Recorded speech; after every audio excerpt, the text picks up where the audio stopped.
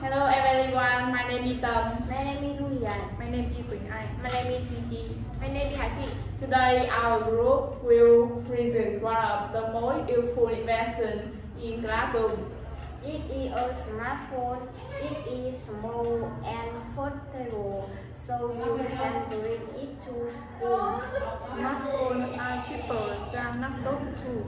Smartphone gives students access to tools and apps that can help them complete and stay on top of their classwork. Through the law, smartphones help students find more information, let them research more about topics while having class discussion. I think smartphone is a useful invention that make our schoolwork become easier if we use it efficiently in class. Thank you.